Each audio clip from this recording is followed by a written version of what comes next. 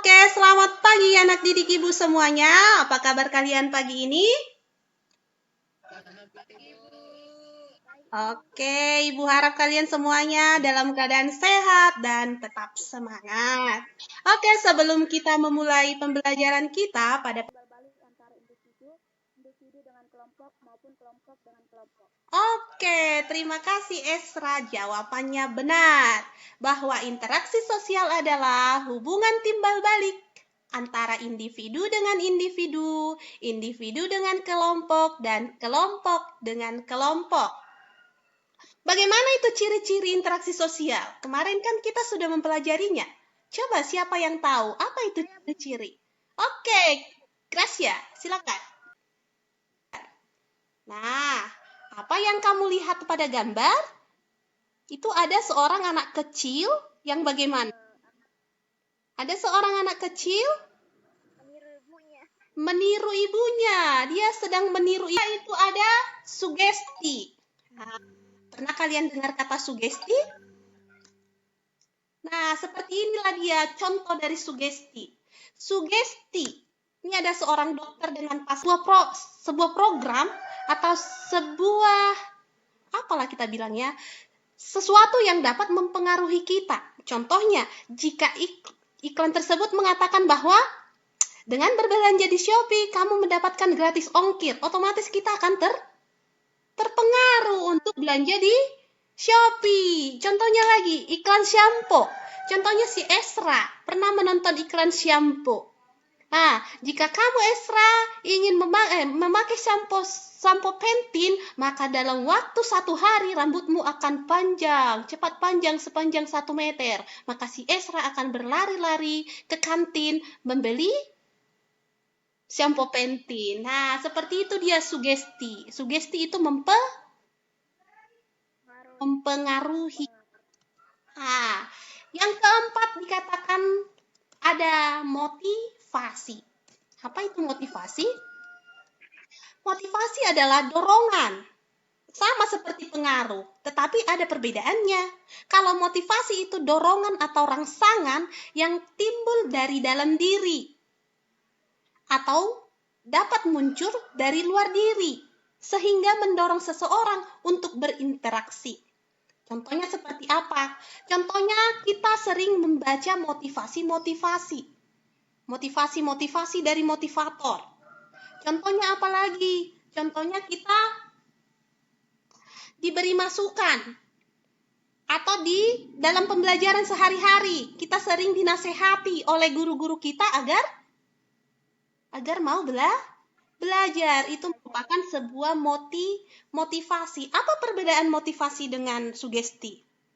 Jika sugesti itu datang dari luar, pengaruh dari luar, sementara motivasi itu dari luar dan dari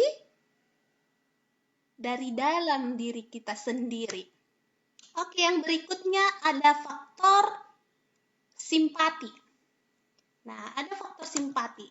Apa itu faktor simpati? Nah, kamu perhatikan dulu gambar berikut. Nah, ini adalah sebuah interaksi simpati.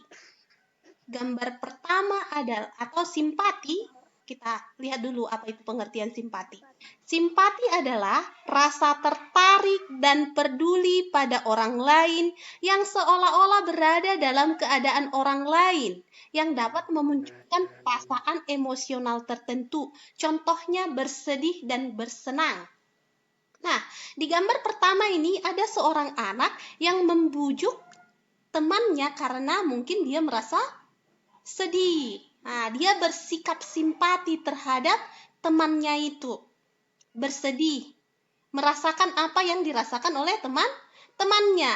Dan yang kedua ini gambar seorang ibu yang sedang memeluk anaknya. Nah, mereka mungkin sedang merasakan hal-hal yang sukacita atau senang. Jadi simpati itu merasakan apa yang dirasakan orang lain.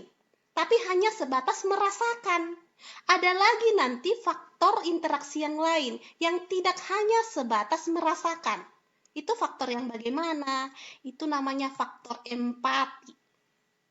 Nah, perhatikan gambar berikut. Empati. Empati merupakan.